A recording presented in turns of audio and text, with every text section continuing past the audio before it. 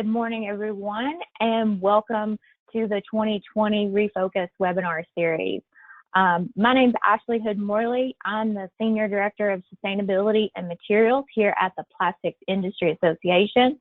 My role here includes serving as our staff liaison for the Recycling Committee, which through the leadership of the Events and Education Subcommittee, hosts our annual event, the Refocus Sustainability and Recycling Summit. For those of you who joined us here on episode 1 live stream, you heard me express my disappointment that we could not be, together to meet in person this year in May. But kind of what we're doing right now, making, lemonade out of the lemons that we've been given. We are excited to be here and to bring you this webinar series that's going to continue to happen monthly throughout the remainder of 2020. Today, I'm going to be hosting this program as well as serving as your moderator. I do want to thank Monica Filyaw from PolyQuest for preparing to serve as moderator, and unfortunately, unavoidable conflict for her today, so you guys are stuck with me.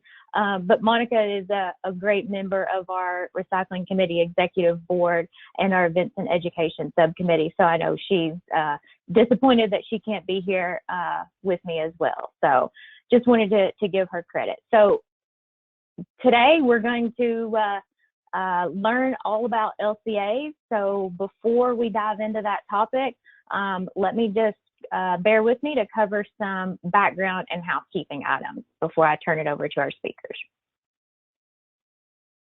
Okay, so first and foremost, as always, we want to give a sincere thank you to our sponsors for this webinar series: Midland Compounding and Consulting, Plastics Machinery Magazine, Plastics Recycling Magazine, and Star Plastics. Give these folks a virtual round of applause. I know they can't hear you, but thank them for bringing this excellent content to you today and for the remainder of the year at the low price that I think you're all willing to pay, meaning because of these companies, you're able to view this webinar at no charge. And based on the number of folks that we have tuning in today, there's a loud, boisterous round of applause going on right now. So thank you to our sponsors. In addition to our sponsors, thank you to our media partners, which include Mold Making Technology, Plastics Machinery Magazine, Plastics News, Plastics Technology, and Recycling Today. We appreciate all that they do to help us get the word out about these events. And just a reminder, we are looking forward to seeing all of you next year at our abbreviated Refocus event in conjunction with MPE 2021, the Plastics Show. That's going to happen the week of May 17th, and we're targeting May 19th for a Refocus Sustainability and Recycling event. And more information will be coming out, in the coming months about that. And also, just as a reminder to go ahead and plug dates in on your calendar, although we were not able to host our event in Cincinnati this year, we are really pleased that we've been able to secure that date and location for 2022. So we've shifted many of our planned events there, including Influx has graciously agreed to continue to sponsor our facility tour in 2022. So we already have some really good things lined up for you there. Okay, and then just getting into finally just a few housekeeping things before we dive in. Although all of the attendee lines are currently muted, we're certainly going to offer a Q&A session. So the way that we'll go through this, I'll introduce both of our speakers for today. Both of them will present. During those presentations, if you think of a question that you'd like to ask, please submit that via the question box as part of that GoToWebinar panel that you have control of. Submit those questions, and after both Bruce and Dennis speak today, we'll do a Q&A session all together with this at the end. So keep in mind during this time and when you're posing questions that we will abide by antitrust rules and refrain from discussing pricing, production, marketing strategies, anything that could be construed as market manipulation. We will not address questions of this nature during this meeting. Lastly, I'd like to notify all attendees that this is a public education session where members and non-members and press may be present. We will not be conducting any official business of the association today, and this session is being recorded, and slides will be made available after this is concluded today. So to access the recording and slides, we'll be sending all registrants a quick survey via email once this wraps up. When that goes out, if you'll just take 3 to 5 minutes to answer some brief questions, at the end of that, you'll be presented with a link so that you can re-access this information as you wish. Okay, and I think with that, we have completed all of our housekeeping.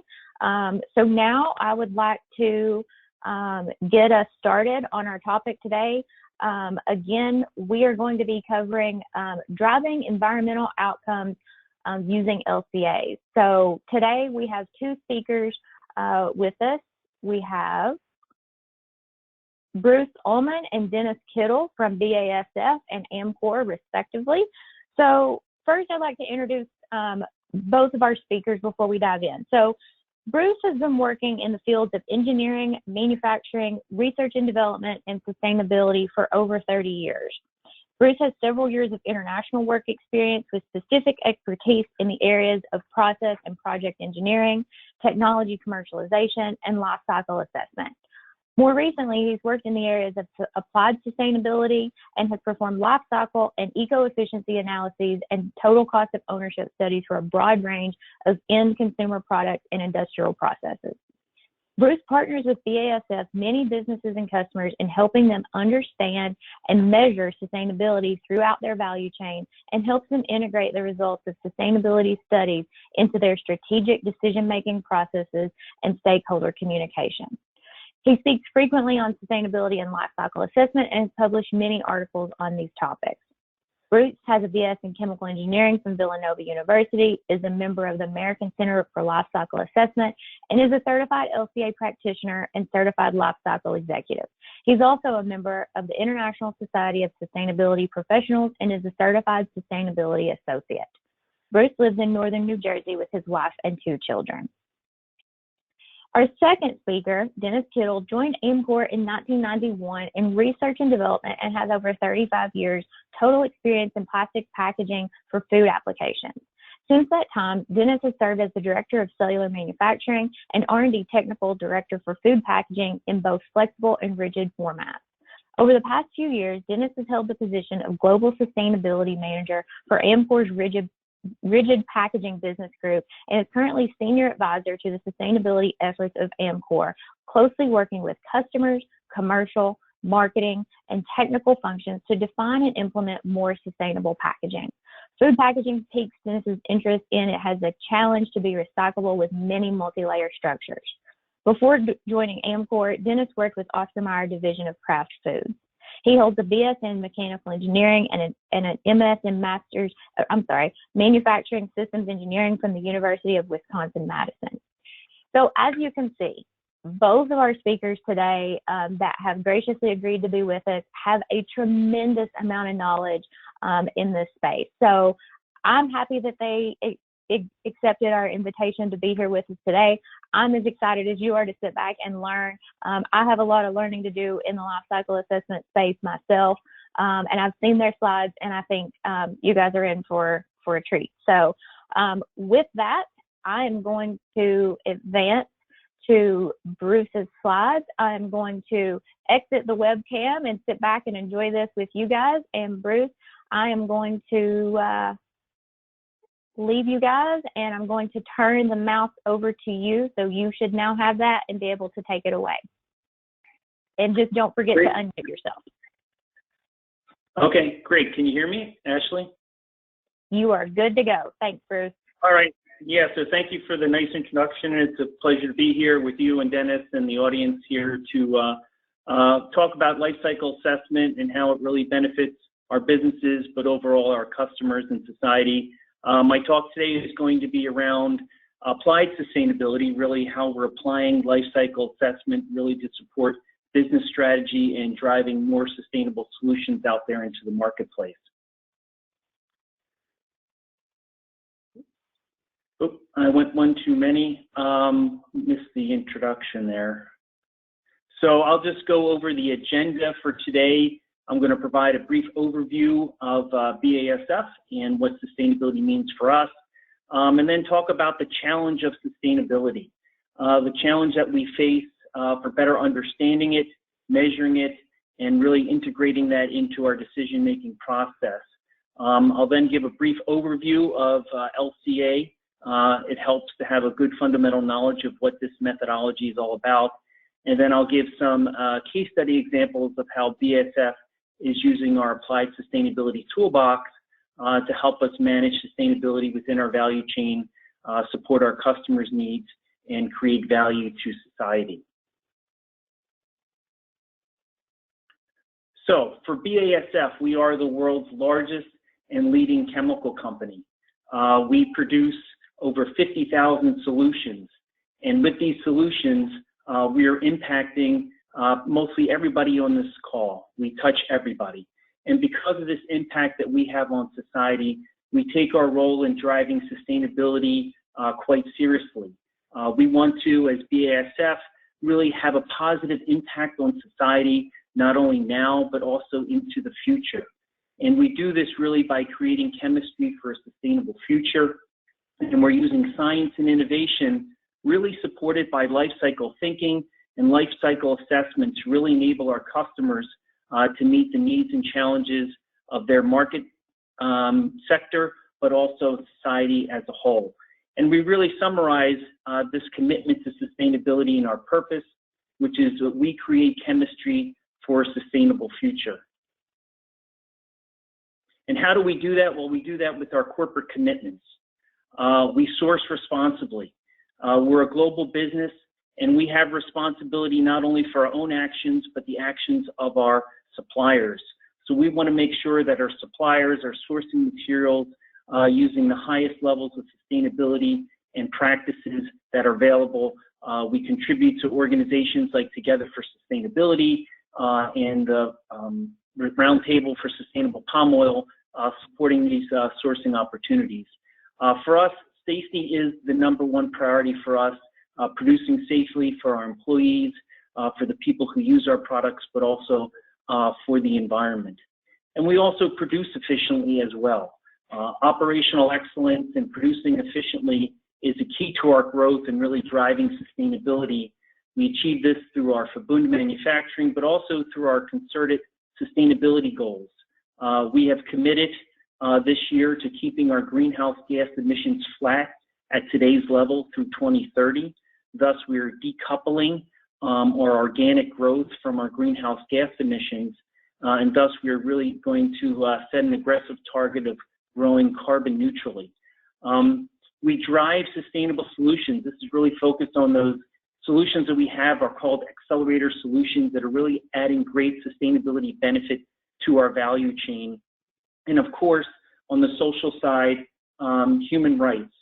We respect human rights. It's the pillar of our social responsibility. We value diversity in the workforce, in our supply chain, and really know that that's helping us drive sustainability within our own operations, but also within our supply and value chain. But the challenge that we have, and I think if we all look at this word chart right here, word cloud, that we can all associate many different meanings to sustainability. And that's what makes it so difficult for us to integrate within our businesses, within our customer engagements, and really for us to quantify. So with that, we know that our customers are very anxious to know what we are doing around sustainability.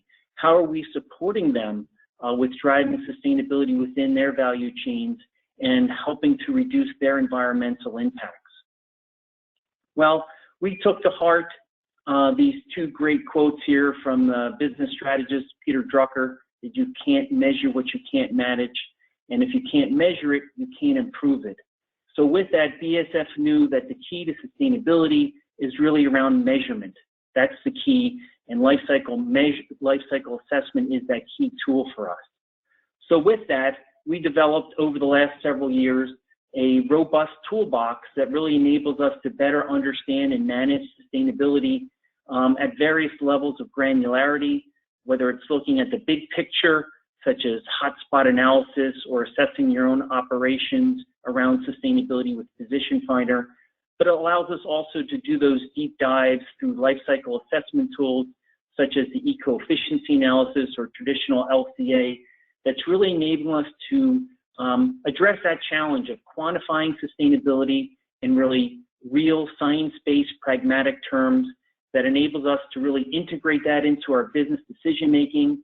It enables us to understand sustainability trends in the marketplace, where are the hot spots, and thus enables us to understand where our benefits are and to communicate those, but also understand where trade-offs are, and making sure that we're not optimizing in one area at the expense of another area.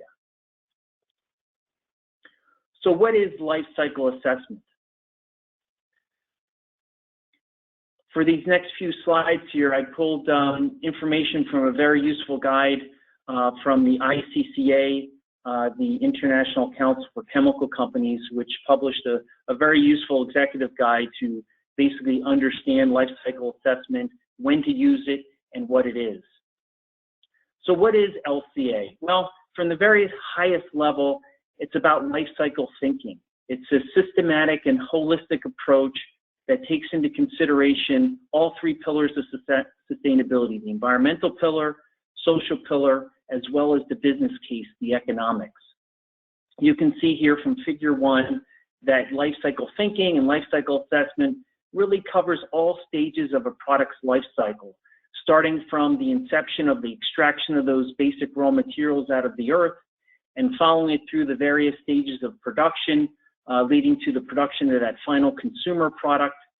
We assess the use of that product and its performance attributes, but also its end of life.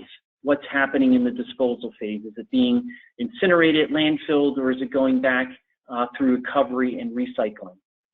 Now, the procedure for conducting a life cycle assessment, which is really that methodology of integrating life cycle thinking in a more rigorous manner, is really governed by the ISO standards 14040 and 44. And they provide the framework and the structure for how you conduct that study. And again, this study covers the full life cycle, which would be cradle to grave, but then you can also take some segments out of that, say cradle to gate, where you're only looking at a portion of that full life cycle. Say cradle to gate is really only looking at raw materials to the factory gate, something that BASF would look at as we produce our raw materials and assess that, delivering that information to our customer. So looking at the guidelines from ISO with regard to how you conduct a life cycle assessment, really from a high level, it's 3 different steps. You really have to understand and define the scope of the study. What are you conducting the study for? What do you intend to learn? What is your comparisons going to be of the various alternatives?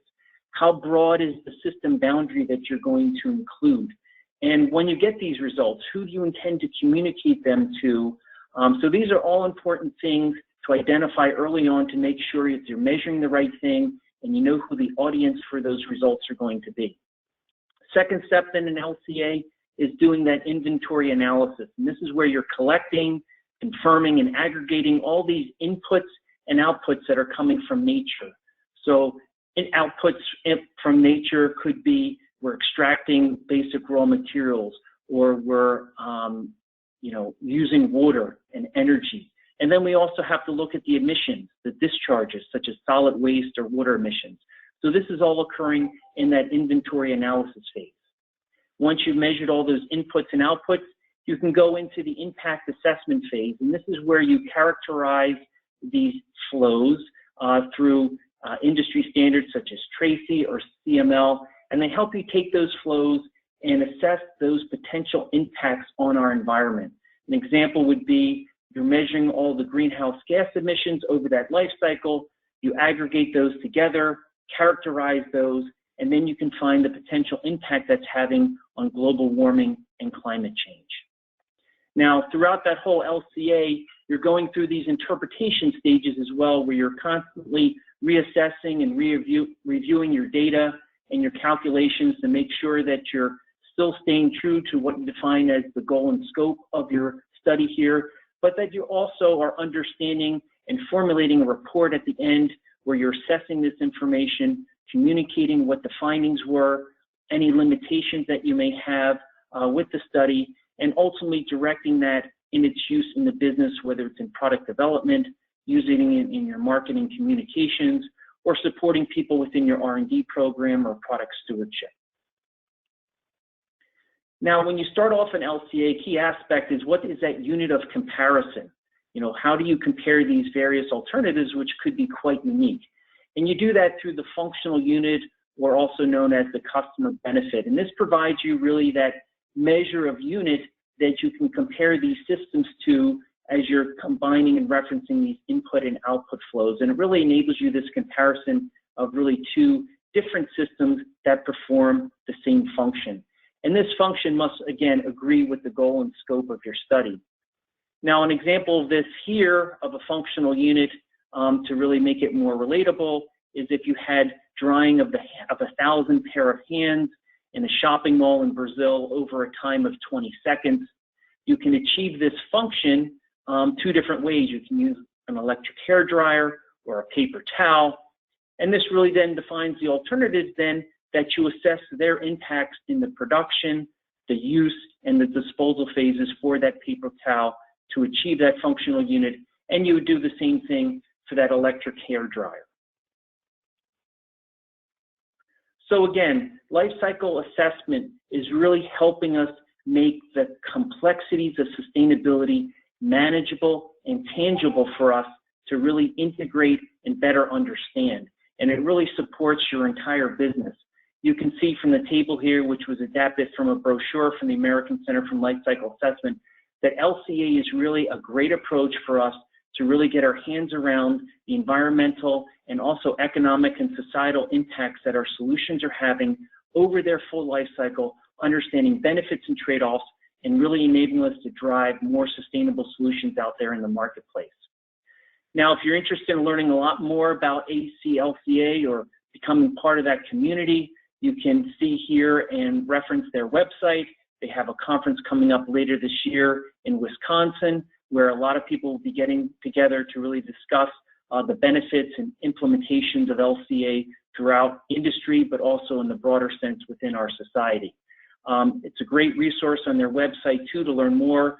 They have academic books around teaching you around life cycle assessment. There's webinars and information to know how to become, say, a certified LCA practitioner. So great resources for everyone to really understand more about LCA. But now, what is eco-efficiency analysis, specifically around BASF's methodology? So BASF has been developing a robust toolbox around life cycle assessment for over 25 years.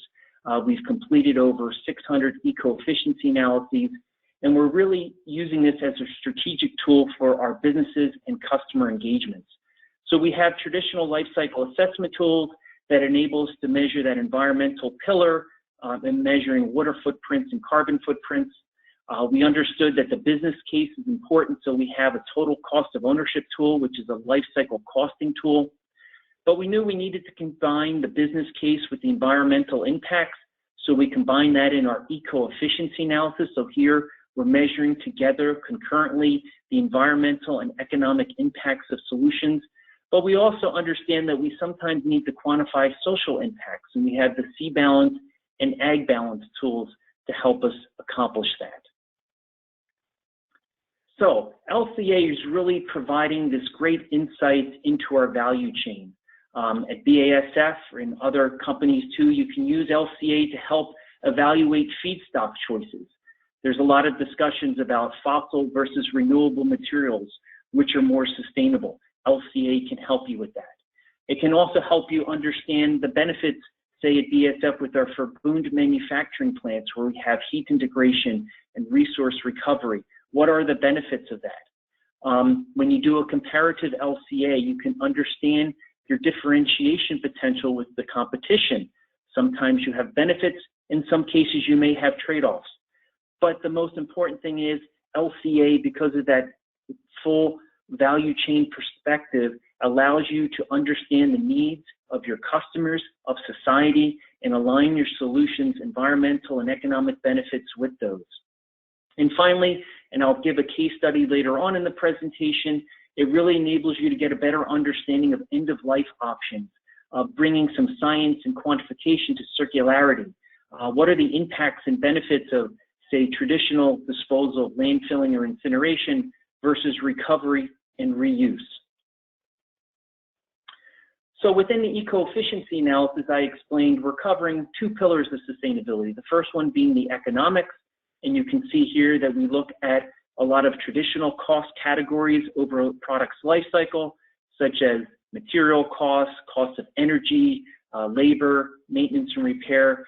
But LCA allows us to take and look at things through a different lens as well, and it enables us to bring in other economic impact areas, such as durability and process efficiencies. If your solutions are enabling those, LCA enables you to capture those economic benefits, quantify those, and communicate those.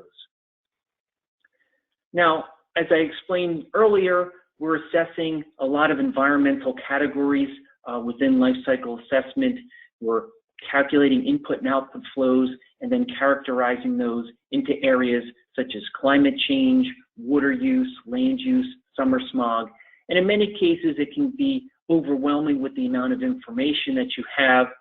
So we like to communicate those environmental results, those LCA results, in an environmental footprint or a spider diagram.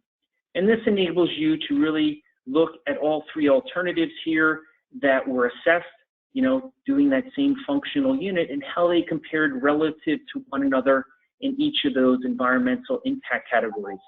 If your alternative had the highest impact, it would be normalized to a value of 1. And if you had lower impact, it would be approaching 0 and showing better performance. So this enables you to get that good overview. But as you can see, sometimes you perform better in one area, sometimes you perform worse in other areas. So many cases you can use weighting factors to help you distill that down into, say, a single environmental score. And we do that using our Ecoefficiency Portfolio. Here you can see on the x-axis, we use the total cost of ownership normalized score for all three alternatives, with the highest score being to the left, lowest score to the right. And we show that single environmental impact on the y-axis. Want to be up to the top here, showing the lowest overall environmental impact. And you really want to drive those products up to the upper right-hand quadrant, which is really understanding, driving the best business case with the lowest overall environmental impact. So that's our eco-efficiency methodology. I'd like to move into some case studies here, which show the application of that methodology of LCA in eco-efficiency analysis. And I want to show here a case study around incontinence bed pads. So the healthcare industry is also concerned about their eco-efficiency and the impact that they're having on the environment. They want to drive greater sustainability, use more sustainable materials. And one of the debates that they've had, the long-standing debate, is around reusable versus disposable textiles for healthcare. Which one is more sustainable? Well, our customer came to us and said, hey, we'd like to use LCA, the eco-efficiency analysis, to really provide some science-based and holistic information for us to really help us understand our competitive advantage, help gain some information on where our hotspots are and how can we guide our product development team to drive greater sustainability, reduce our impacts, improve our performance.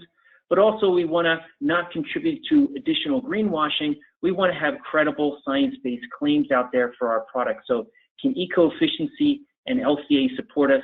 And it clearly can.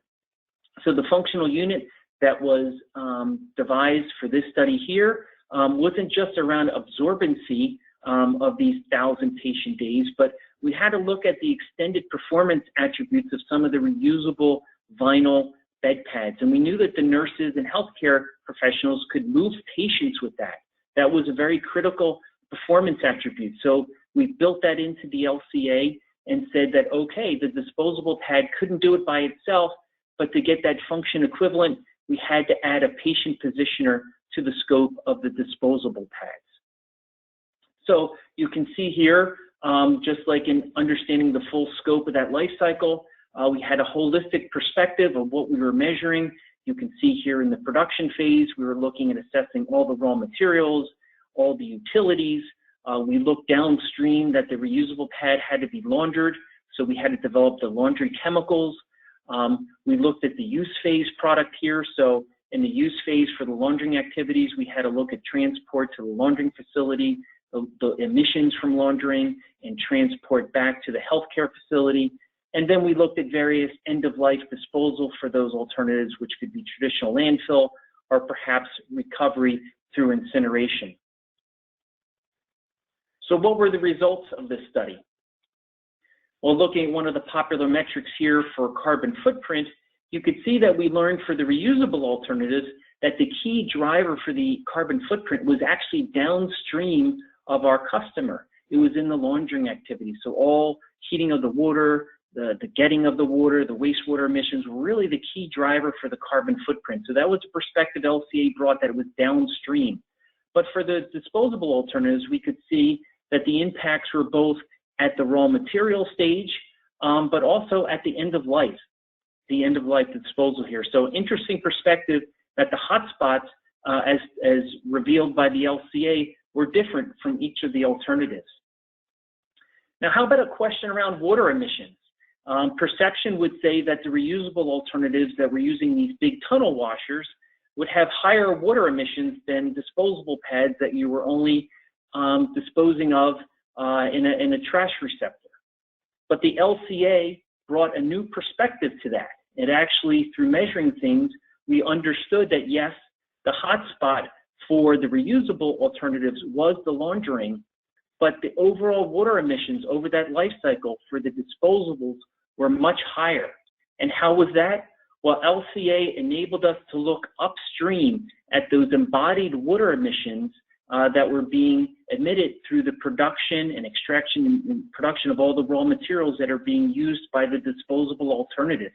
So this was a way that LCA brought some science and reality to the perception of where those overall life cycle water emission impacts would have been. So here is the environmental fingerprint for the alternatives. You can see here that the first three alternatives, being the reusable ones, had overall and consistency the lowest overall environmental impact in most all of the environmental impact categories, except for the toxicity potential. And this actually had to do with the use of all the chemicals in the laundering activities that were further down the value chain. We looked at the life cycle cost as well, and using a total cost of ownership perspective, this enabled us to really bring a unique perspective and move from our customer's perspective the discussion away from the purchase price to the total cost of ownership. So you can see here the costs for the reusable were mostly around the cost for laundering and maintaining this reusable pad over its life cycle, and the costs for the disposable were from the materials, but also from another perspective too, were from the additional time that was required by the nurses to change the bed pads. They needed more frequent changes than the reusable pads, so we were actually, from a total cost of ownership perspective in the LCA, able to incorporate that in the economic assessment that we were able to do. So when you combine those environmental and economic results together in our Ecoefficiency portfolio, you can see that the reusable pads here were clearly, from the business case, had the lowest total cost of ownership, and the loose back domestic and the bonded vinyl had the lowest overall environmental impact of all the alternatives. And here you can see the disposable pads. But as we said, that LCA can provide you insights that can support product development. Our customer asks, well, we have a durable pad. If we increase durability, that must make us more sustainable, correct? Well, the LCA showed different results. If we showed through a sensitivity analysis that we increased the durability by double, it only increased the eco-efficiency of that product minimally by 1 to 7%. And that was because the majority of the impacts were occurring downstream in the laundering activities and had really very little to do with the durability of the product. So if we wanted to optimize than the sustainability of that entire operation, we should focus on how can we make laundering more sustainable. Now, can we look at the competing technology and say, well, can we combine some functionality into that disposable pad to make it being able to move the patient? How can that drive that better sustainability? And you can see that alternative is here in that blue alternative. It did improve the overall sustainability, but not enough to really overtake from an eco-efficiency standpoint the reusable alternatives. So great insights that we were able to achieve through the LCA. We did, because we were communicating this externally, go out and have it third-party reviewed by NSF. And more importantly, we created some easy-to-understand marketing brochures for our customer to make sure that this information, the rigor of the LCA, can be translated and understood more effectively.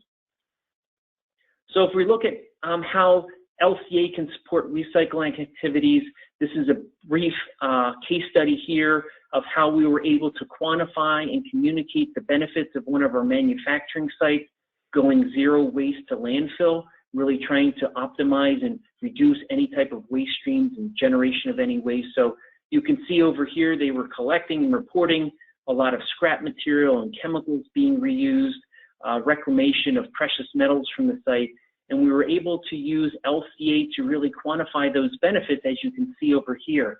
A significant reduction in carbon footprint, reduction in summer smog, and energy savings. So LCA really enabled us to communicate not only to be around BASF, but also to our stakeholders and to the communities that we operated in, that by taking responsible action of minimizing waste, this is the impacts that we're having both from a regional and a global basis in reducing environmental impacts. And we were recognized in 2018 for those efforts by the ACC, and also have gotten the certification for UL for a zero waste to landfill site. So the last case study here, I'd be happy to talk about here, and we just released those results recently, is around our Chem Cycling technology and process. So, you know, we all know that plastics have a real great benefit in their use. They protect food preservation, lightweighting of construction, building insulation. So really a great sustainability story for plastics. But however, there's a lot of negative press here and also some reality around plastic waste. And it's a big challenge for us. And we know that, you know, mechanically recycling plastics has its limitations. So BASF came up with this innovation of Chem Cycling, which really allows us to recycle these plastics that where there are no longer some viable recycling options available, and we can turn that back into a valuable resource. Take it away from the landfills and incineration and turn it back into a valuable raw material. If you're interested in getting more information, there's a hyperlink here to the final study here. So basically, the LCA that was done for our Chem Cycling process looked at 3 unique applications. So you can see here from a waste perspective, generating this pyrolysis oil from the plastic waste, how did that compare to traditional incineration, which could have waste heat recovery and generation of electricity? Can we compare then also the production of a plastic material with this pyrolysis oil versus a traditional method which uses oil? And then can we overall make the most holistic comparison of what is that one life cycle ton of a virgin plastic material with 3 end-of-life options, being Chem Cycling, mechanical recycling, or incineration. So this assessment that I'll be presenting the results from followed the ISO standards. It did go through a critical review panel, so it did have those expert eyes taking a look at it. So this is just the flow stream here of what we were assessing in the generation of this pyrolysis oil. So we were looking at generally a mixed plastic waste. There's about a 70% recovery of those wastes that we can use in creating this pyrolysis oil. Through that process, we are measuring some of the CO2 emissions, some waste streams. There is a downstream purification of that before it can be fed into our crackers to generate plastic materials.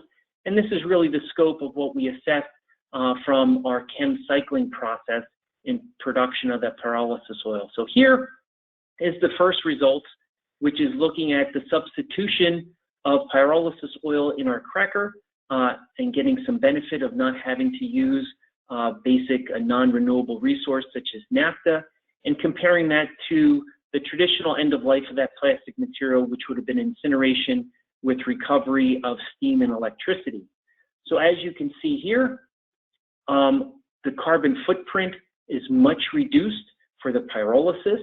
Overall, the incineration here is about 1,777 kilograms of CO2 for that 1 ton of material. But you did get some benefits from, as I said, the generation of electricity. So it did lower the overall carbon footprint, but clearly, even taking here some of the benefit of the naphtha, the overall carbon footprint for the pyrolysis is much less, saving about 1 ton of CO2 per ton of plastic waste material that was being assessed. So very significant. Now, in the second case study, we looked at the production of 1 ton of plastic material, such as low-density polyethylene, through either using chemically recycled pyrolysis oil or traditional naphtha. And when you look at those results here, you can see a much significant benefit using that chemically recycled plastic material, savings of almost 2.3 tons less CO2 emissions. And finally, the last comparison here was looking at the production of virgin plastic material and looking at 3 end-of-life options. Generating pyrolysis oil and further use of that to generate virgin-grade plastic, using that plastic material now into a mechanical recycling, and then also traditional disposal such as incineration and landfilling. And overall, you can see here through the results and you can see the sensitivity band for the mechanical recycling, because when you mechanically recycle the product, you know, there could be some quality factors, losses because of sorting, but overall pyrolysis oil use in this area was comparative to the mechanical recycling and clearly better than the traditional end of life through incineration. So great story here for us using sustainability to better understand in life cycle assessment the innovation of Chem Cycling. And just to close off here, you can see the power of life cycle assessment and being able to really quantify in a science-based way those environmental and economic impacts of our products. But the power would be, can you bring that to a company's entire portfolio? Can you bring life cycle thinking, even life cycle assessment in a methodology and approach to assess all of our solutions, not just the ones that you do these 6-month to 1-year LCA studies for? So BASF developed a methodology and approach through sustainable solution steering that it really enables us to take that life cycle perspective, assessing in a rigorous manner the environmental, economic, and social impact and benefits our solutions are having, and really enabling us to identify those sustainability leading solutions and being able to communicate that clearly to our customers. The methodology and approach is out there. We've published a brochure and a methodology for that, but basically we go through here in a matrix decision-making process where we can understand what the sustainability contributions of those solutions are, understanding any trade-offs. We can also look and assess, maybe we have identified some hotspots or some challenges with those products. We can help identify those and innovate those out or move towards our customers a more sustainable solution. And it's really enabling us too here to make those connections. So for our accelerator solutions, where we can identify these environmental benefits through that life cycle perspective, we can now clearly link these into these UN SDGs, the Sustainable Development Goal drivers that are important for our society, important for our customers. So this is a great way for us to make the linkage of our solutions, driving value to our customers and society using life cycle thinking, using life cycle assessment. And here is the brochure that is out there in the public that's open for people to utilize. So with that, I'd like to thank you for the time and the opportunity here to talk. And with that, I'll turn it back to Ashley and to Dennis. Wonderful. Thank you, Bruce. Excellent presentation, as I knew it would be. So I'm just going to advance here and, I think what's really great about what we've tried to put together for you guys today is the coupling of looking at life cycle assessment through kind of the lens of both a material supplier company as well as a processor company. So looking at kind of two different perspectives in the plastic supply chain on how these tools can be utilized. So with that, once again, just a quick reminder, I think there's some that have already come in. I see my little orange question box lighting up, but if you guys have questions for Bruce, go ahead, throw those in. And again, if you do as well during Dennis's presentation. So with that, Dennis, I am going to, you should now have control of the slides. And if you'll unmute yourself, I will turn it over to you. Okay, can you hear me well? You are good to go. Thanks, Dennis. Okay, so I'm Dennis Kittel of Amcor Packaging Company. I've worked for the rigid packaging division of Amcor, and I'm going to talk a little bit about the LCA data and how we use it for consumer packaging. You're going to find a number of similarities between Bruce's presentation, which is very good, and ours is a little bit more focused on how we use life cycle analysis in a tool that we have as known as assets. First, whoops, wrong direction. First, who is Amcor? Amcor is, sorry, very sensitive control here. Amcor is a consumer packaging manufacturer. We're a very large company. We're one of the largest packaging manufacturers globally. We have over 50,000 people. We operate in 250 sites in 40 countries. And we serve multiple markets in both rigid plastic formats, flexible packaging formats, and specialty cartons are our major products. We also produce closures for containers as well. But you can see from the list, we're really servicing food, healthcare, personal care, pharmaceuticals, lawn and garden, household products. We really have a large bandwidth of products within our portfolio. We are a global company, and so when I talk about asset, we're trying to establish ourselves across the globe under multiple different transportation, supply sources globally, so it's a very flexible tool within our portfolio. Amcor is very focused on recyclability. We are part of the Ellen MacArthur Foundation pledge. We're the first packaging company to pledge our products to be recyclable or reusable by 2025. And this is a large focus of our efforts in R&D and marketing campaigns to make recyclable packages. So what happens after you've achieved that? In rigid packaging, almost 97% of our products are considered to be recyclable or recyclable ready. And so when we look at recyclability as one milestone, we really want to drive into the next milestone, which is the carbon footprint. That's really what we're trying to achieve as a sustainable packaging application.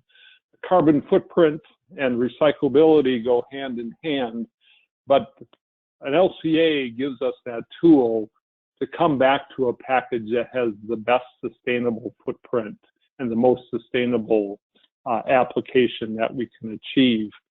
So Bruce explained very well what a life cycle assessment was.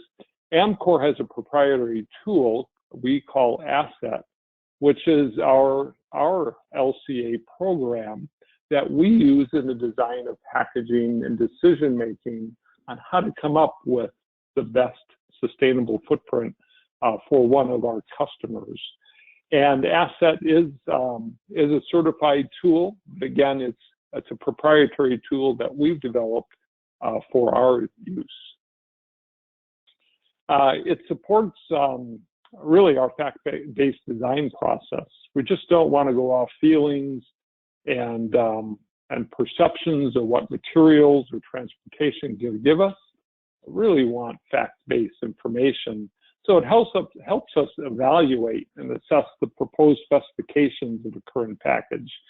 And we can anticipate the risks and the opportunities when we're under evaluation of many different formats. And these formats can be both sizes, size offerings, or they could be a choice of materials, especially in flexible films where you have multiple materials making up a package. The choices between those packages are not apparent. Bruce gave a few examples of those. And so the asset lifecycle assessments give us that really fact-based evaluation process of which materials would be favorable and which processes will be favorable as that adds energy. And it helps us explore the different opportunities and really benchmark the smarter solutions of what we're going to offer our customers. And we can evolve that packaging. We can make rapid decisions and rapid redesigns in packaging, knowing we're always moving in the right direction for sustainable solutions. So ASSET is a third-party certified program. We follow the same standards that Bruce had mentioned, ISO 14044, 14046 for water, and the GHG protocol for product lifecycle accounting and reporting. 14040 is a big, is really the substantial how-to guide for lifecycle analysis. And Carbon Trust certifies that we're following and we're compliant with these guidelines internationally for our tool. So we really rely on Carbon Trust. Now, we're not certifying a product in the sense of a finished package with the product in it. We're really looking at our product, the container, the bottle, the flexible pouch, and what that brings to the contribution. That's really what we're offering our customers and our customers are concerned with in that group. So Carbon Trust gives us that reliance that we're doing it in a method that's acceptable to the ISO standards. This is a glimpse of what the data looks like within ASSET. We have a database with all of the materials that are very common to food packaging or household or packaging that we would sell. All of our standard materials are quantified in greenhouse gas, energy, water usage to manufacture those materials. We also add on Amcor's production. We measure our energy use for our production platforms within the assessment. We're able to look at distribution in both the sense of transporting materials to one of our sites or from one of our sites, distributing it to our customers. And then the end consumer and end of life, which also add the value, as Bruce explained. If you're going to recover this through recycling, mechanical recycling, or you're going to landfill, or you're going to recover energy from it, ASSET takes that all into account as selections for your end of life. So not only do we have the materials to choose from, but we know how we're going to bring material back or at least recoup some type of energy for those solutions. And this data is updated on an annual basis. So we're always trying to pick out the latest information so we can keep our program up to date. And again, we're following the ISO standards of 14040 and 44 for this assessment. Oops, I'm sorry. We can make choices on the scope, same as Bruce had mentioned. We can go cradle to gate, or we can go cradle to grave. And most of the time, in flexible packaging or rigid packaging for consumer goods, the materials have a significant amount of influence on the life cycle analysis. So we often look at cradle to gate, and that's our biggest impact. While delivery and end of life do bring back a certain amount of information or a certain amount of influence on the product, the materials are the significant influence. And this cradle to gate, looking at materials and production energies, gives us a real rapid feedback to drill down on the one or the two selections that we're going to be making. And then when we get down to the 1 and 2, then we'll do an entire life cycle analysis and capture all of the energy and all of the emissions that may come with a package. So the cradle to the gate and the flexibility of this gives us a really rapid turnaround within that life cycle.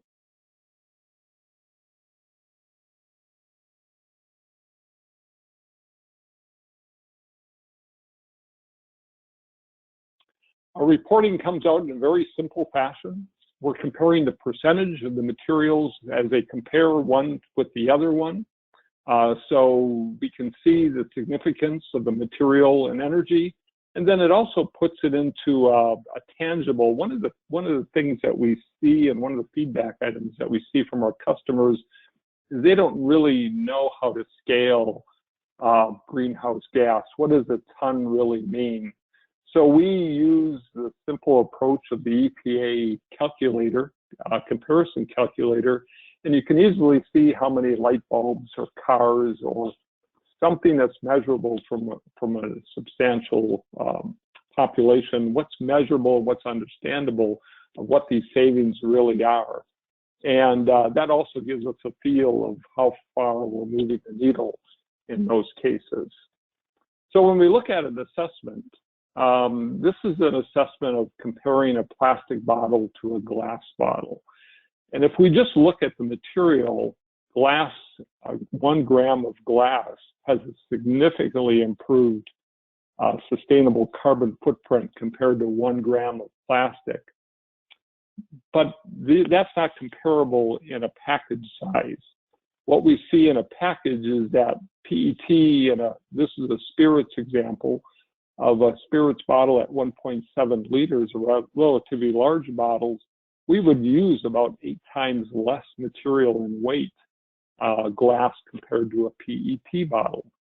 So we'd have 845 grams versus 102. And what we see there is we'll have a 45% reduction in energy use, a 69% reduction in greenhouse gas emissions. And we're saving a significant amount of material waste.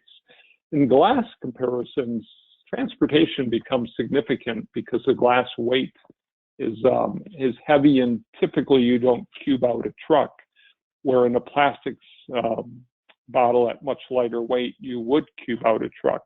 So in this example, we would have a very favorable transportation weight. Now, glass is favorable in water consumption. So depending on a customer's goal of what they want in the greenhouse gas aspect, water is favorable in the glass packaging by almost 47%. So now we have data to look at and compare these two containers and material choices for those applications. In the case of a flexible pouch, we're looking at a comparison between a laminated material and our new recyclable pouch made of PE laminates and 43% PCR. Standard packaging typically has a print film, 48 gauge PET, laminated to PE. This is a landfill product. This really can't be recovered under mechanical recycling as it exists today. But a full polyethylene pouch can be recycled.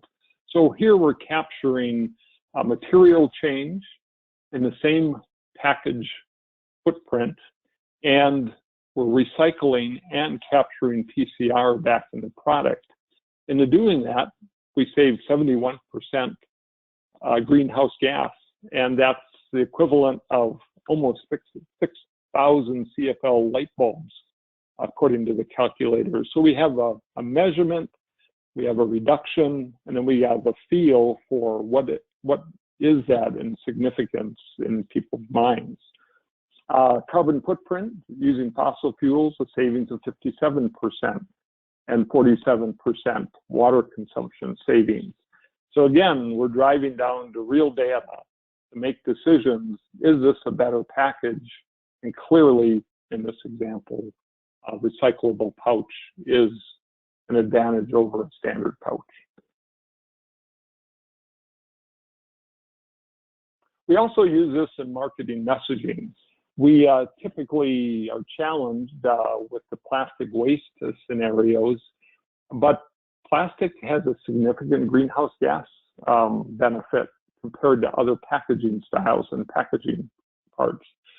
So we try to always use third-party data when we make our messaging, but we can use the life cycle analysis to verify that data or give us direction on what data to pull out. So in our positive messaging schemes for PET bottles, LCAs are used to bring back that data and make the right claims and really give direction of what a good packaging, sustainable packaging option is to a consumer.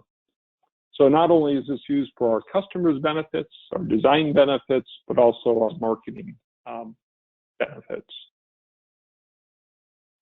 So Amcor has, sorry, skipped one too many here. Amcor has a very strong sustainability program. We offer, and I offer hyperlinks to our reports, our websites, our Big Ideas podcast. That all can be reached on the Amcor website if you'd like to know more, or you can contact me. So Ashley, I'll turn it back to you.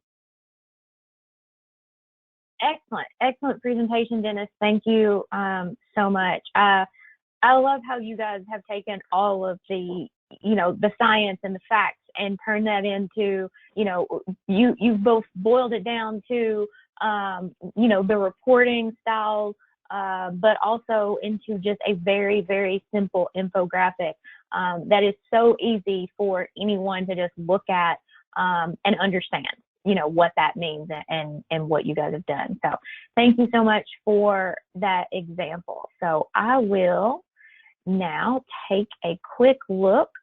So I'm going to hold on this slide for a minute and take a quick look at the questions that have come in. So again, if you guys haven't sent in your questions yet and have one, please feel free to send those in. So let me see what we have. Okay, so this one I think is directed, this came in during Bruce's presentation. So, oops, apologies, let me re-pop that question box out. Okay, this came in during Bruce's presentation, so I think it's directed towards him, but probably something that both can answer. So I'll let you guys, we'll start with Bruce and then Dennis, feel free to chime in. So the question reads, when you consider an LCA where one option is a method that uses assets like a hand dryer and the other is a disposable product, how do you really compare them? Do you compare over the likely useful life of the asset? So Bruce, I don't know if you want to take a stab at that first. Yes, thanks, Ashley. Yeah, so that is one of the key aspects of, when you set up in that goal and scope part of defining that functional unit, which must also include aspects around durability. So you don't want to take just like one instantaneous drying of the hands, but you want to consider durability. So it could be over a period of time. For the hand drying one, it was 1,000 hand dryers, but when you look at the functionality of the hand dryer that may last for 5 years, you may want to include that into the life cycle assessment, so you're including the full durability of those items. Similar to the incontinence pads, which could last for, say, so many uses, you want to make sure that the durability of those items are being, the benefits of that are being fully reflected in that functional unit and the scope of your study there. So yes, durability, the lifespan of the LCA is a very important aspect to include when you're comparing different alternatives.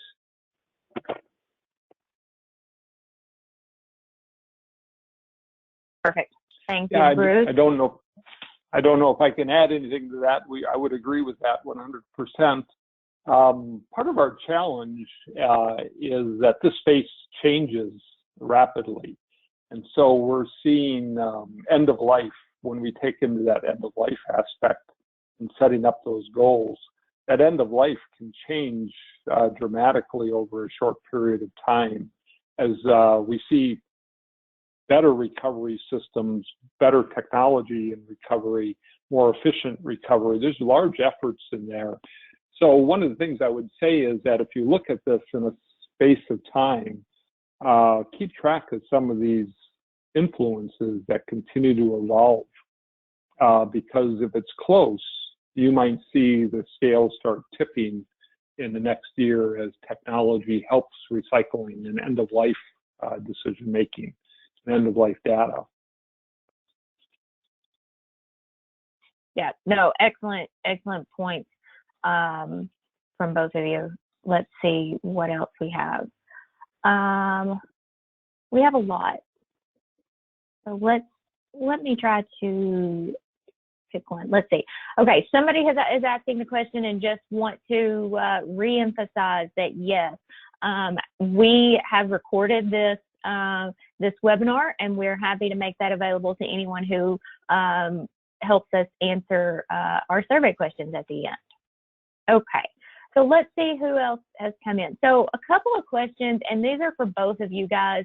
A couple of general questions about, you know, and I get these questions a lot, kind of as the point person at Plastics for materials and sustainability. And folks are really interested in, and what I'll let you guys share with what resources you know that are available.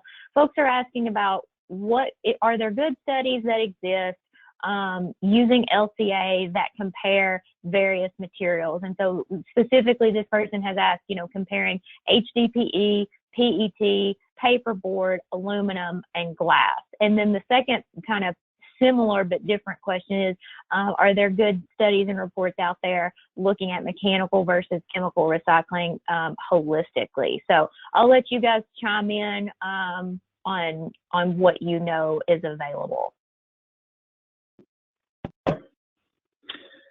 Yeah. Oops, sorry. I'll take the first part of that as far as good studies comparing different packaging formats. I would say you really need to dig into the details, and I think this is the value of setting up your own study based on your goals. So my answer is tending to no. I see too many influences. I see too many trade associations, the Aluminum Trade Association, putting the LCA in their scope definitions, or the paperboard, and I'll say us too, we pick out some of the favorable aspects of packaging and plastics. So I would really approach the studies I've seen out there with some skepticism because of that scope setup of what they want to compare. I've seen glass just be very, very favorable to plastics because it's compared on a gram basis, not on a package basis. And so your packaging typically is unique to your application, your size, your weights, your goals of what you want that packaging to accomplish in its journey from manufacturing to end of life. And the only way to do that is really have your own study completed. And that's in the packaging world, plastic packaging world. That's what Asset was made to do, so we could quickly compare one versus another in your goals, in your format, your size. You can't just extrapolate what's out there into your packaging size and weight.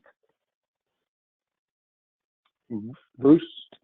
Yeah, I think that was a great explanation there. Just highlighting 2 points is that, you know, though you can do some comparisons, you know, cradle to gate of, you know, perhaps a kilogram or a pound of material, it's very dangerous in that you really need to look in the use and the application is what Dennis had mentioned there into the packaging application, because there you look at comparing functionality and performance attributes, you look at longevity of certain aspects, which you heard in the first question there. So you're not just comparing a pound versus a pound. You need to look at the better understanding of the technical performance attributes, end-of-life options, and it is very specific on the application.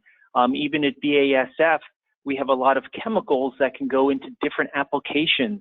In some of those applications, it may be a Me Too product, but in other ones, it has unique performance attributes which make it an accelerator, has a unique differentiation versus the competing technology. So an LCA would be able to bring that out in the unique specific application in the different country that you're in, different markets that you may be servicing there. So yes, I think a lot of literature out there, the International Journal of LCA has good case studies, and even companies post a lot of their reports out there, which is good for getting a general understanding and awareness of hotspots and drivers within value chains.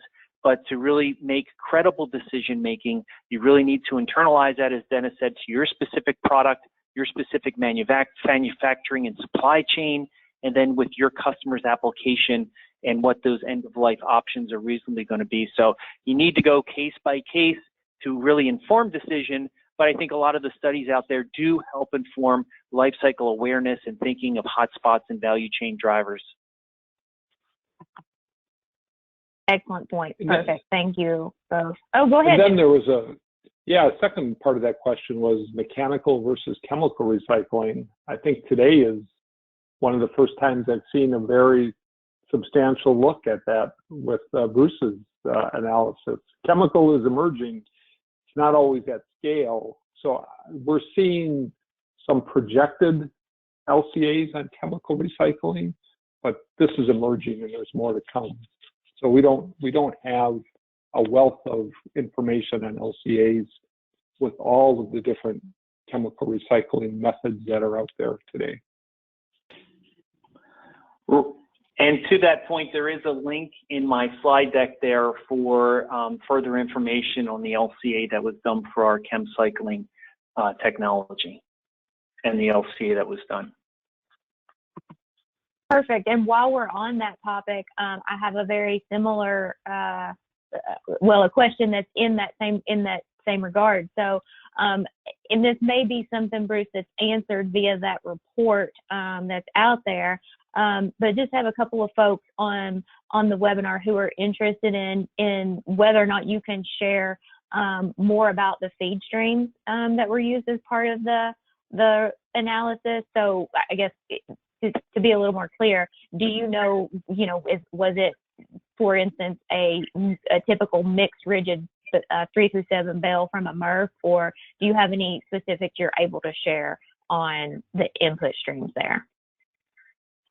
Yes, I think, and I may be quoting it incorrect, but they used the study was done and overseen by our colleagues over in Germany. So I think there was a typical, maybe they call it a yellow bag of mixed plastic waste that was used as the makeup for that plastic, I guess, that went into the sorting and the assessment for the generation of the pyrolysis oil. But all that is spelled out in that link there, which takes you to the LCA report. Perfect. Okay. Okay, here's a couple questions for both of you. So a general question, do you use different data sets based on geographical location? So I'll punt to Dennis first on that one. Yes, transportation is a big influence on bulk purchases of plastics.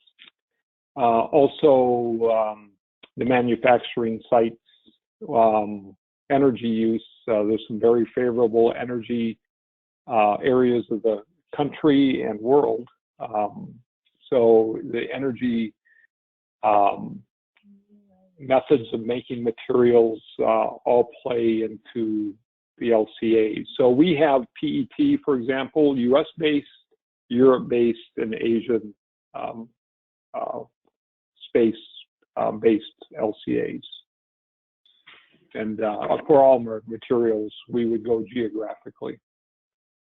Okay, and Bruce, would you echo some of the same or have anything to add there? Yes, absolutely.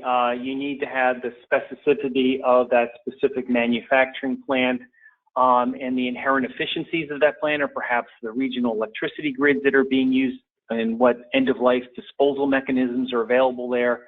So when we work with our customers, we try to give them very plant-specific, primary data, generated life cycle inventory data, so that they know that we're not just using necessarily proxy data or other information, but they're getting the most accurate data to help really that what Lca is doing, having informed decision making and understanding the regional specificity of environmental impacts and logistics, as Dennis pointed out, that really help them really innovate and make the best decisions for their solutions.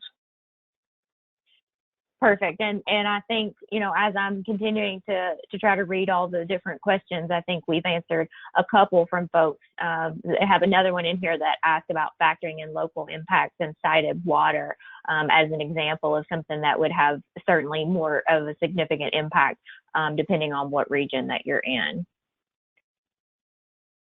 Okay, let's see. So, there's another question that's come in, and I think this came in during the time. I think this was targeted towards Dennis, and I think I can probably answer this, but I'll let you answer it, Dennis. So you mentioned recyclability as a goal. Do you also have targets for recycled content in your packaging? Yes, we do. We want to significantly increase the recycled content. And PCR is a fantastic way to lower greenhouse gas in the Lca sense. There was a previous question on Lcas comparing packaging types, if there's any good ones out there. Both Napcor and ARP released a 2018 study on materials showing PCR is it's a little less than half the greenhouse gas impact. So it's a great way to get greenhouse gas reduction and also circular economy for plastic packaging. So the 2025 goal is to use more PCR, and our goal is 25% through our portfolio by 2025. Perfect. Thank you for that. Bruce, this is a question directed towards you. Is there anything more that you can tell us about the status of Chem Cycling? Is it fully operational or still in the testing phase? Yeah, we're piloting with a few of our customers currently with the use of the pyrolysis oil and the products that we produce from that. So yes, it is on a smaller scale. It hasn't yet been scaled up. But no, it is currently in with a few of our customers in the piloting, where they're taking our materials that are produced from this pyrolysis oil and seeing the performance and understanding what those environmental and sustainability benefits of using that solution are, which is obviously here supported further from the Lca, where we've actually taken that deep dive in making sure we fully understand what the impacts are for recovering the plastic waste and converting it into a usable raw material versus traditional other methods that are available, and really using Lca to say in a credible way, yes, it is delivering pure environmental benefits versus these other options there. So yes, we are working with our customers on that currently. Wonderful, thank you. This is a question that can definitely go to both of you. So Bruce, I'll start with you, and then Dennis chime in. And it's a big question. It's a good question. So to the extent that you can comment on how do we reconcile the different Lca software tools that might generate different results? Well, I think that goes into maybe not necessarily the tools, but the data that goes behind them. Maybe that's part of it, the databases of the life cycle profiles of the various materials. We kind of touched on that before about using, your supplier-specific LCI data versus proxy data could have very different results that are generating that. But, as much as we have a methodology and a structure within ISO to frame how you conduct studies, there is still an art around how you can, what do you define as the scope, and what is the data quality that you're using, and the comparisons that you're making, and how you're characterizing. So that's why it's very important that you try to work with your suppliers and your customers, if you're doing an LCA, to get the best available primary data, have really that informed decision about your specific product and its specific application. But then in some cases, it's good to have a critical review of that study, and just like with the asset tool, that you have a third party that comes in and looks and assesses the credibility in the data and the scope and boundary conditions to make sure that you haven't overlooked anything and that the results are credible, and that you can use those in a confident way for external communications or for also internal decision making here. So I think all the tools are great. They can be very complex. Sometimes you need to have an expertise in using those. But I think the key part is, as we heard before, it's the quality of the data that goes in, generating good data quality coming out and results there. I think that's the most important aspect, is work with your suppliers, work with your customers to get the best data going into those software tools. I would agree 100%. That's typically would drive the differences, the data sets. Okay, great. This question also was specifically addressed to both of you, so I'll just seesaw over to Dennis and let you start on this one. So here's the question and kind of a comment that goes along with it. So are you able to comment on the use of certified EPDs as a tool for your programs? Most EPDs provide a litany of limitations for comparison purposes.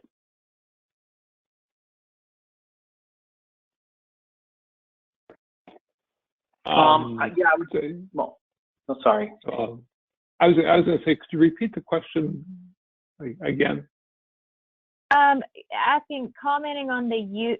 Do you have a comment on the use of EPDs as a tool for your programs? I really don't. I think I'll let Bruce handle that one first. Okay. I think in so much that EPDs are allowing you to assess environmental impacts of your product to a defined, functional unit, that's very beneficial. I think there could be some confusion out there that if you have an EPD, it means the product has like environmental benefits or is a preferred product. All you're doing is declaring and disclosing what those environmental impacts are. Could be high, could be low, could be leading, could be trailing.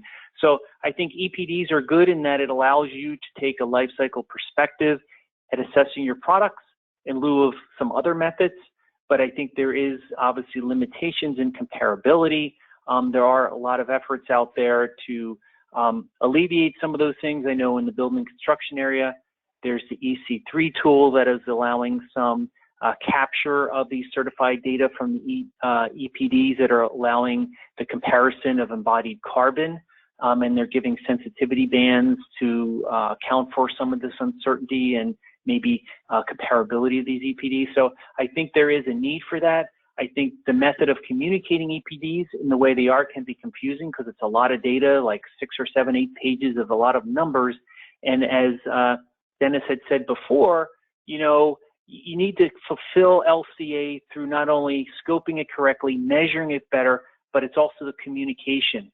If it's confusing and overwhelming, the stakeholders and people who need to understand that aren't going to understand the value and capture the value out of the LCA. So just like you can use environmental equivalencies from that EPA calculator, I think the challenge is that we need to distill the information down while still being transparent on some of the limitations of the value of what this study was measuring, what did we learn, and how can you use that information really to the non-LCA practitioner, right? We don't want to communicate results. In some cases we do, but we need to distill it down, and that's the challenge of LCA. Is how do you take that rigor of a 40-page report and get it down into that elevator speech or that one-pager that makes it important. So EPDs have their value.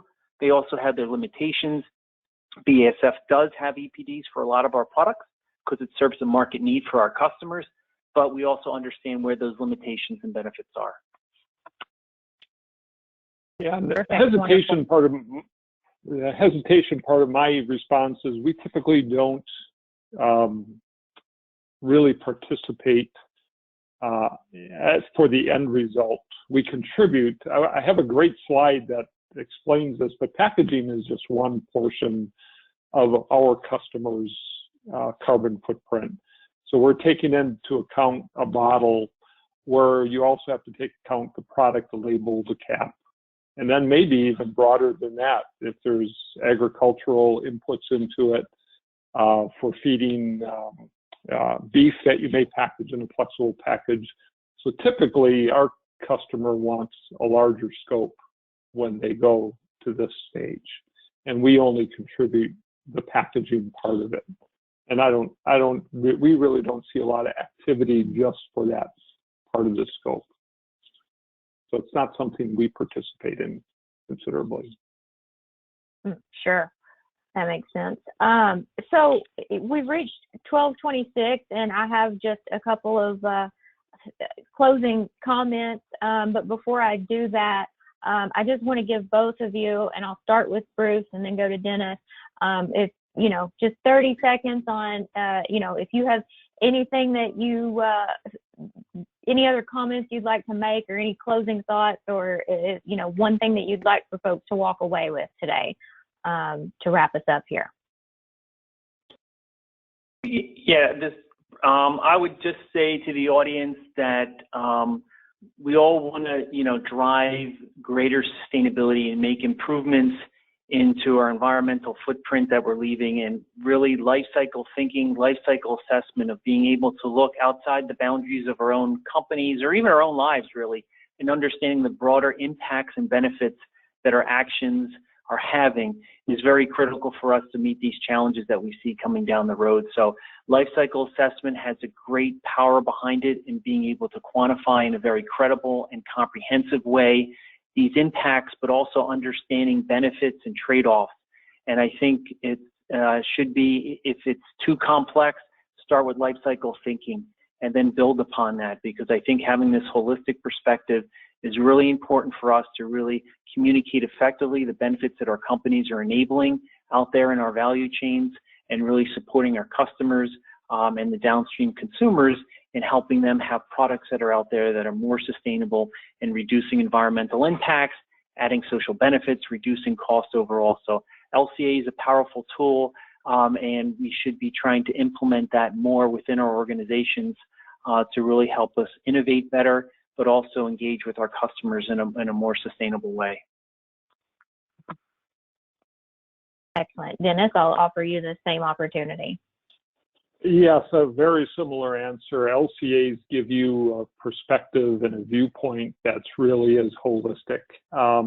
We often do talk about the big topics in the news of plastic waste, and we've seen in cases where we observe bans on materials, whether they be paper, especially in the bag area is a big one.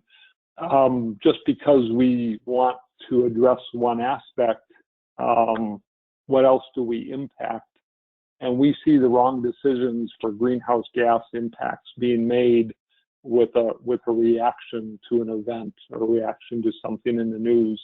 And the LCA really does bring it into perspective. What else are you impacting? It's a holistic viewpoint. And even if you don't participate in an LCA, understanding the process brings just more to your portfolio of understanding on how to make decisions. You're taking and encompassing the entire picture through the end life, and how the end life can come back as PCR or reusable materials. What does that really mean for the overall picture? So it truly gives you a broader understanding of decision making for packaging in my world, or any product that we're manufacturing. LCAs are a powerful tool for that. Excellent. So I'm just going to have a couple closing comments, and I'll hop back on the webcam for everybody for just a second so that you can see the sincerity in my eyes. Thank you, thank you, thank you to Dennis, to Bruce for preparing these slides and spending the time with you today. I have no doubt that you guys are going to, you know, this is good content that you guys have learned from today and can take back and utilize within your company. So I want to thank them again. I want to also thank our sponsors again for bringing this content.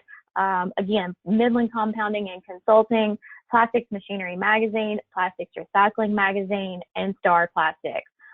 We are able to do this because of them. We hold ourselves to the highest standard, and we try to bring you the same exact high level of content through these virtual webinars that we would have brought you to Cincinnati had we been able to meet in person. So thanks for everybody for joining us. I apologize. I did not get to all the questions. You guys had a lot of great questions today. So please know that I will pull that list of questions at the end of this session, and I will make sure that our speakers get a copy of that so they can reach out to you with those answers directly if they wish, or vice versa. If you don't have their contact information and would like to be put in touch with them, please let me know, and I'm happy to help make that happen. And just as we wrap up, you know, I said this webinar series was going to be monthly, but everybody needs a little summer break, right? So we're going to offer a July break from the Refocus webinar series, and we will be back in August. So we already have our date where we will resume with episode 3 on Monday, August 17th, with an episode titled Industry Collaboration in Bioplastics. And this is specially placed on a Monday in that time slot because it's kicking off Bioplastics Week. So that's a Plastics Industry Association event that is a celebration and week-long education on bioplastics. And largely that takes place on social media. So using the hashtag Bioplastics Week, follow along with what's going on there. There'll be various ways to engage, but it starts with the webinar on Monday where you can learn more about bioplastics. We'll start with our Bioplastics Division Director, Patrick Krieger, is going to talk kind of Bioplastics 101 and then dive into some specific companies that will give various more tidbits on specificity within that space. So thank you guys once again for joining us. Really appreciate it, and really hope that you'll be back with us in August. In the meantime, feel free to send any thoughts, comments. As always, fun stories my way. And if you have any topics that you'd like to hear from us on in the future, don't hesitate to reach out. So have a great week, you guys.